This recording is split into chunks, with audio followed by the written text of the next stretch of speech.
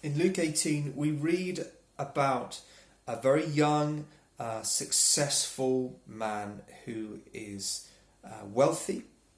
He approaches Jesus with respect. Good teacher, he calls him. And he asks a question of Jesus. He approaches Jesus because he's concerned about his mortality. Who knows why he is thinking about death and what might be after death? But this is the question that he comes to Jesus with. What must I do to inherit eternal life? Or in other words, what must I do to have life and light after death? And Jesus replies to his question with another question, which is often what Jesus does. And that he sees the original question as not necessarily relevant, because he can see into and understand the motives of the heart.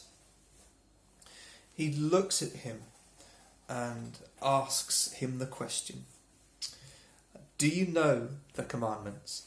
And he lists maybe 3 or 4, including, I think it was, do not give false testimony, honour your father and your mother, and whatever it is. But this young, successful man says, yes, I have kept these since I was a boy. And Jesus says, I think it's in one of the other Gospels, it says Jesus looked at him and he loved him. Like he knew him, he appreciated him, he wanted him on his team. But he knew that there would be an issue. There would be something that he could see, something that he would have to especially trust Jesus with. So he says, he points this out to him. He makes this request of this young ruler, that if you are to come and follow me, that if you're going to come be on the team, then do this. Sell all that you have and give the money to the poor, and then come follow me, be on my team. Let's do this, and you'll have treasure in heaven. And this young man, that says he turned away, and he was, I think it's the NIV says he was very sorrowful. Sometimes there are heart issues. There are things that are going on in us and with us that prevent us from getting over the line. There are some things that we are reluctant to break at the feet of Jesus. Judas was much offended by that pint of pure nard, which is like a perfume that was worth a year's wages. When that was broken at the feet of Jesus, he complained bitterly, because he didn't. It says that the reason he complained was because he had his hand in the money bag. That was what delighted Judas, and that's a delight that he could not surrender to Jesus. He wouldn't break that at Jesus' feet. Or when he saw that broken, he was offended, and he didn't think that Jesus was worth a year's worth of wages broken at the feet of Jesus. Jesus wasn't worth that. And so the rich young ruler also could not surrender his love of his lifestyle and his control that he had in that. If he had only been able to let that control go, if he had only been able to submit his love of that control to Jesus, then I am sure that he would have been so blessed had he exchanged the way that he provided for himself for the way that Jesus would provide for him in more than material things. But there are just some things that we are reluctant to break at the feet of Jesus. In Matthew 6 verse 24, it talks about, it's kind of a parable about serving two masters. It says that if we have two masters, that we will love one and despise the other. That there is something about the way that we are made, that we are kind of purposeful and passionate and focused in a way that makes us come alive. That we need something to quest for, to serve, to achieve. And that is often the thing that gets in the way of Jesus being the master.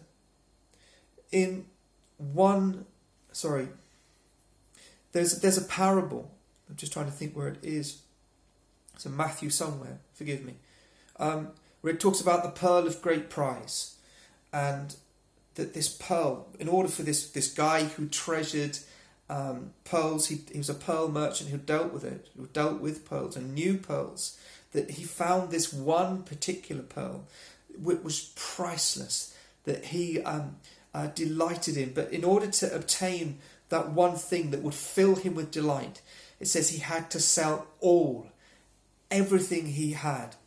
Everything he had was sold to obtain that pearl of great price, of great prize, that he would delight in. And it didn't matter that he didn't have all of those other things, because he could delight in this one pearl.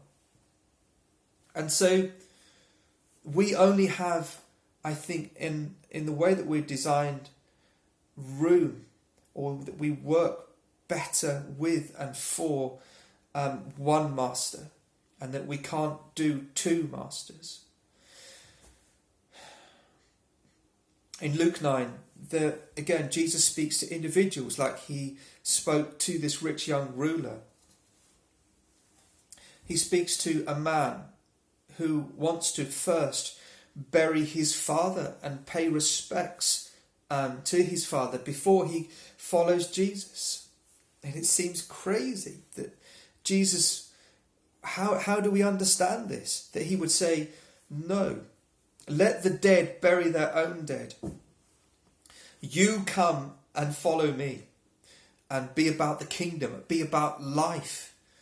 There's just something so difficult and so radical, but so wonderful about submitting to him, the thing that has mastered us.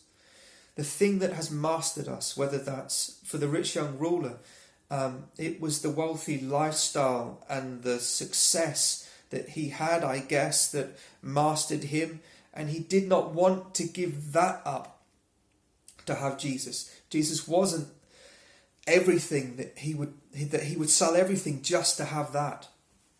And I guess in the same way that Jesus saw that this guy, for him, that Jesus wouldn't be enough because his family mastered him. Excuse me. And there's another individual that he speaks to in Luke 9, for which I can't remember, but my point is, I can't remember at this point. My point being that Jesus speaks to individuals about what it is that masters them in their life. And he says, will you surrender that master for me? Will you give all of what delights you in this world, or what delighted you, and will I be enough for you? Can I be that pearl of great price? So, in baptism, that's what happens when you become a Christian and you are baptized. Baptism represents, in the going down in the water, is the old life, the death of the old self and the old masters, of the old vision and passion and focus and purpose. And that's all washed off. And when we come up as a new person with an eternal focus, so that it's not about this world and the walking dead, in the sense that we are all walking dead, that we all are destined to die once and to go to judgment. But that it is about something greater than that. It's about having a heavenly focus and not just having an earthly focus. In James 1 verse 22, it talks about humbly accepting the word planted in you. That rich young ruler rejected the call of God on his life. He didn't want to have Jesus master everything. He didn't want to surrender all. He didn't want to be renewed and remade and reborn into something different, where Jesus would call him in as a disciple, and he would be one of the gang, and he would be... there was a kingdom plan for his life that he could not accept, because he didn't want to lay down the old self and the old masters. I just want to challenge you, if I may, that he is dependable, and that he is trustworthy, and that he is faithful.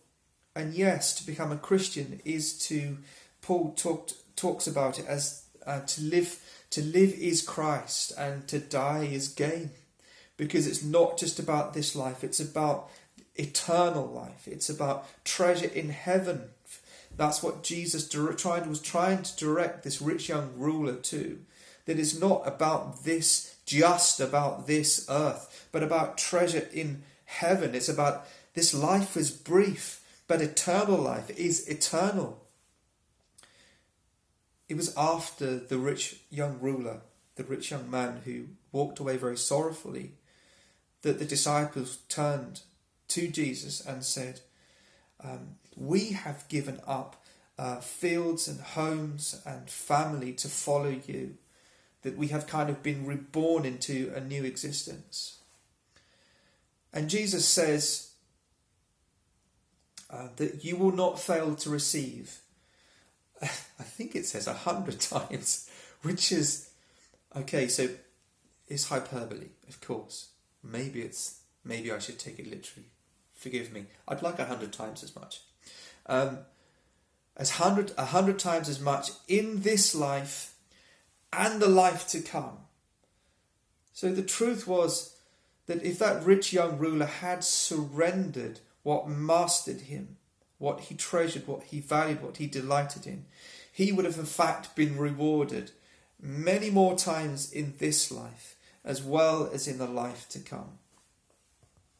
So whatever it is that stops you from accepting this opportunity to get to know Christ, that you would walk away sorrowfully and sad because you don't want to surrender your whole life to Christ, that you kind of want to accessorize Jesus, that you want him as your handbag, like a pin-on to your existence in this earthly life.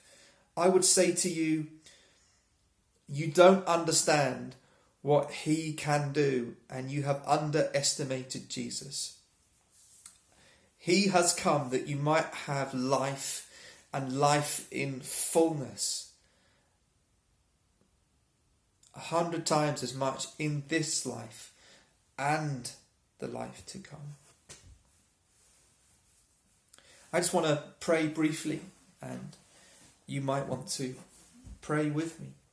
Perhaps in order to, as in James 1 verse 22, to humbly accept the word planted in you, the seed of something that can grow and be established in your life. If you would just accept Jesus as Lord, that there is a plan for you and a purpose for you that is kingdom focused, which could grow and lead to the most wonderful and full life in him. Or at least, as for the rich young ruler, life after death. When Jesus died on the cross alongside that thief, Jesus did not condemn him.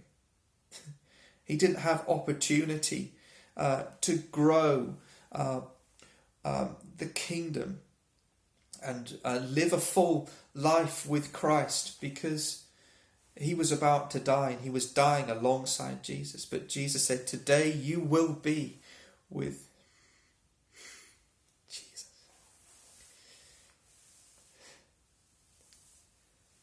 I just love that grace. I just love the grace that he gives. Just love it. You can trust it too. You can trust it.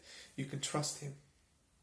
Lay down the old masters and just break that at his feet, and you'll be fine.